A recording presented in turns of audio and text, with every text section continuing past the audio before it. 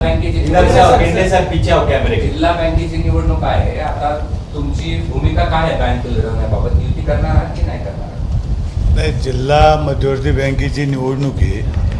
आत्ता सत्तार शेठना सांगितलं की आमची युती करण्याची इच्छा आहे, पण युती करीत असताना सन्मानपूर्वक युती झाली पाहिजे ही आमची इच्छा आहे.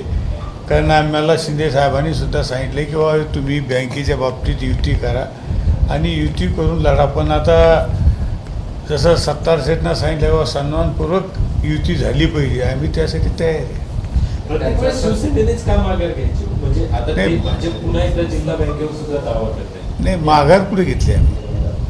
माघारीचा विषयच नाही ना, अजून फॉर्मच भरले नाही तर माघार घ्यायचा विषयच येत नाही. अजून आमची युतीची बैठक होणार आहे. आता ही आमची पक्षाची बैठक झाली, आता युती संघ बैठक होईल आणि युती संघ बैठक त्यांचा प्रस्ताव काय येतो काय नाही तशा पद्धतीनं आम्ही शिंदे साहेबाला कळवू. सत्तार साहेब, तुम्ही माघार घेतली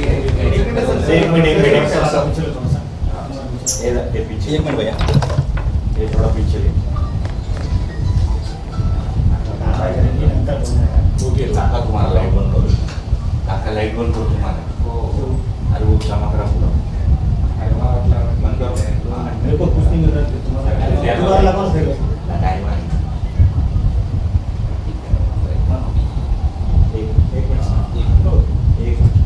तुम्ही आता माघार तर घेतली आहे याच्यातला, तर त्याच्यातला असं अर्थ निघतो की अब्दुल सत्तारांनी जिल्हा बँकच्या बदल्यामध्ये विधान परिषद माघारी घेतली. आता हे तुम्ही जे प्रश्न विचारला याच्यामध्ये संजनाताई, सन्माननीय बोरनारे सर आणि भोमरे साहेब आम्ही सर्व होतो. आजही मी तुम्हाला क्लिअरिफिकेशन देऊन टाकतो का माझ्या परिवाराचा, शब्द ऐकून घ्या, माझ्या परिवाराचा चेअरमन व्हाईस चेअरमन होणार नाही. संपला काम. दुसरा विचार. आता याच्यापेक्षा काय पाहिजे? हाच आरोप तुमच्यावर मागे पण झाला की तुम्ही तुमच्या मुलासाठी विधान परिषदेमध्ये तुम्ही अर्ज भरला, सामान्य शिवसैनिकांसाठी नाही भरला. प्रश्न असा आहे की सर्वाला मोकळी होती, कोणाला मी नाही म्हणलं का?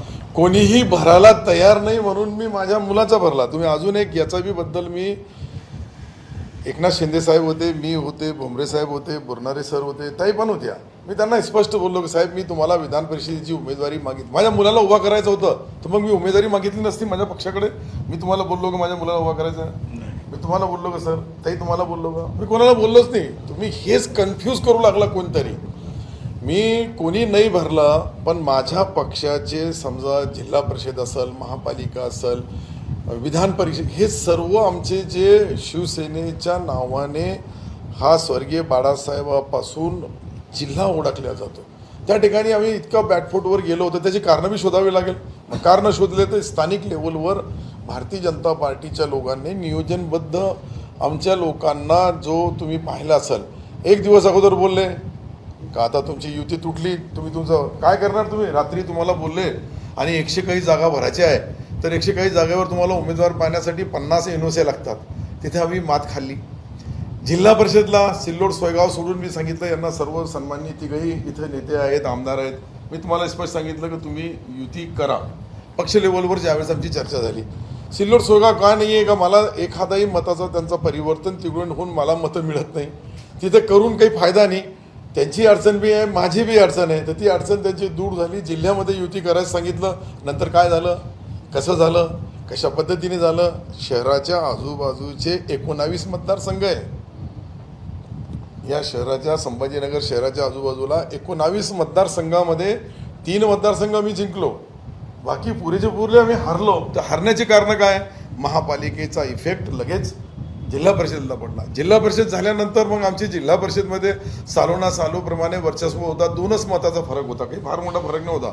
माझ्या माहितीप्रमाणे यांच्याकडे एक यांचा मित्र आणि माझाही मित्र आहे राम हरी बापू, ते निवडून आले, म्हणजे 22 आमचे 23 त्यांचे होते. काही फार मोठा फरक नव्हता, पण त्या ठिकाणी आम्हाला दगाफटका बसला. अशा पद्धतीने एक एक संस्था, हे पहा मी आताही बोलू लागलो, स्पष्ट बोललो, आमच्या नेत्यालाही बोललो, आमच्या संस्था आम्हाला हरवून कदाचित काँग्रेस, शरदचंद्रजी पवार साहेबांचे पक्ष असेल किंवा अजून उबाटा असेल, या लोकांनी आमचा पद घेतला असता तर आम्हाला त्याचं वाईट बी नाही वाटलं असतं. पण आमचाच मोठा भाऊ आमच्या छोट्या भावावर अशा पद्धतीने करेल तर आज तर संकटामध्ये मी आणि हे आहे, आम्ही दोघंही संकटामध्ये. ठीक आहे, टप्प्याटप्प्याने हे सर्व येणार आहे. मी तुम्हाला सांगतो, कोणालाही हे ज्या पद्धतीने रणनीती चालली ही मी आपल्या जिल्ह्याची सन्माननीय मुख्यमंत्री महोदयांना सांगितलं, उपमुख्यमंत्री महोदयांना सांगितलं. याच्याबद्दल तुमचा जो गोड गैरसमज झाला, हो साहेब, गोड गैरसमज यांचा जो झाला का मी बँक घेतली, बँकेमध्ये मी आता याच्यापेक्षा स्पष्ट काय करणार, पण माझा मुलगा माझ्या जागेवर बी उभं राहायचं नाही, तर मग आता तो कमालच झाली. पण आता या निवडणुकीमध्ये संघर्ष तुमचा आणि भाजपचा दिसला, कारण भाजपचं हे असं म्हणणं आहे की गेल्या 2-3 वर्षात बँकेत खूप वाटोळं झालेलं आहे. हो. त्यामुळे आता आम्हाला द्यावं लागेल. हा, बँक सुधारावं लागेल. बरोबर आहे. बँकेचा वाटोळा असं करा ना, तुम्हीच माहितीच्या अधिकारामध्ये, तुम्ही तर पत्रकार आहे हो. DDRला आमच्याकडं जे 2.5 वर्षामध्ये काय प्रॉफिट आला, काय नुकसान झाला त्याचं बघून घ्या आणि त्यानुसार त्यांनाही दाखवून टाका की हे पहा आता हे लेखी, याच्याशिवाय तुम्ही दाखवा का पहिले बँकेची परिस्थिती काय होती, आता बँकेची परिस्थिती काय. या सर्व गोष्टी ज्या आहे ना, हे राजकारणामध्ये निवडणुकीचा प्रचार करण्याची त्यांची जी स्ट्रॅटेजी आहे हीच तर खाऊ लागली. संघर्ष वेगळा आहे म्हणजे भाजप आणि हे पहा, आम्हाला वरून आदेश आहे का भारतीय जनता पार्टी सोबत सन्मानपूर्वक खासदार महोदयांनी बोलल्याप्रमाणे युती करा. त्यांनी ती युती केली तर आम्ही युतीला तयार आहे. त्यांनी युती नाही केली तर मग शेवटी निवडणूक तर आम्हाला लढावंच लागेल. आमचा पक्ष म्हणून आमच्या पक्षामध्ये आम्ही 6 आमदार 1 खासदार यांना स्पष्ट शब्दामध्ये एकनाथ शिंदे साहेबांनी जे बोलले का निवडणुकीची तयारी करताना आपण सन्मानपूर्वक निवडणूक लढा, महायुतीमध्येच लढा किंवा भारतीय जनता पार्टी तुमच्याशी युती करत असेल तर त्यांच्यासोबत बसून लढा. झालं का? आता या सगळ्यामध्ये तुम्ही जे 2 दिवसापासून वक्तव्य करत आहात भाजपविषयी, त्यावर तुम्ही आजही ठाम आहे?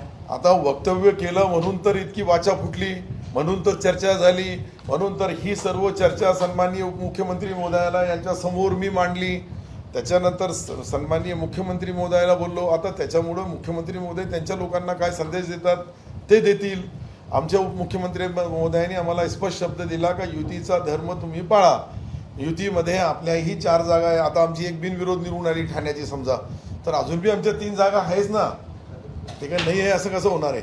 त्या 3 जागा आहे आमच्या, म्हणून आमचे मतं पूर्ण महायुतीला दिल्या जाईल, याच्यामध्ये कुठेही शंका नाही. राहिला प्रश्न बँकेचा, 2-1 सोबत केलं तर ती चर्चा होणार नाही. आणि आधीसारखाच गटाफटका झाला तर जिल्हा परिषद महापालिका तो आम्ही आमची तयारी आहे. मग हे कशासाठी बसलो आम्ही त्यासाठीच बसलो. यावेळेस पूर्ण तयारी आहे. याच्या आधी कधी बसलोच नव्हतो. हा, त्याचा तर फायदा मिळाला त्यांना. नाही, पण साधा सरळ प्रश्न की तुम्ही जे वक्तव्य केले होते त्याच्यावर तुम्ही आजही ठाम आहात का? भाजपा तुमचं मुद्दं मोडतंय वगैरे वगैरे? अरे जे मी शब्द सांगितले त्याच्यावर तर सर्व चर्चा ऐकून, अरे तुम्ही माझा ऐका ना, नाही तुमचं नाही माझा ऐका ना. जो शब्द मी तुम्हाला बोललो तेच शब्द माझ्या उपमुख्यमंत्री महोदयाला बोललो, तोच शब्द मी सन्माननीय मुख्यमंत्री महोदयाला बोललो की आमच्या जिल्ह्याची लढाई सांगितली. मी पुऱ्या राज्याची देशाची नाही सांगितली. का जिल्ह्यामध्ये आम्हाला जो त्रास होतोय हे त्रास भविष्यामध्ये होऊ नये. हे झाल्यानंतर आम्ही सत्य विरोधमध्ये हे आम्हाला कळत नाही. सर्वांचा कन्नड असेल यांचा विचारात घ्यायला पाहिजे, वैजापूर यांना घ्यायला पाहिजे, सिल्लोड मला घ्यायला पाहिजे, जिल्ह्यामध्ये यांना घ्यायला पाहिजे. प्लस यांचा मुलगा आमदार आहे पैठणमध्ये, त्यालाही जिल्ह्याचे नेतृत्व करू लागले म्हणजे खासदार आहे. आणि त्यांचा मुलगा जो आमदार आहे त्यालाही न्याय मिळाला पाहिजे. हीच परिस्थिती आमच्या पक्षाची. आतापर्यंत काय झालं की आमच्या पक्षाला कुठंही कोणीही जोडण्याचं काम केलं नाही. आता जोडण्याची जबाबदारी खासदारवर आहे. तर खासदार साहेब काय रोल आता हे करतात हे तुम्हाला या पहिल्या निवडणुकीमध्ये दिसेल. आता आहे ना, ते मुंबईला मीटिंगमध्ये तेही होते ना साहेब. त्यांनी जोडण्याचे आता ते जे काही चुकलं नाही चुकलं आता सर्व जोडणार साहेब.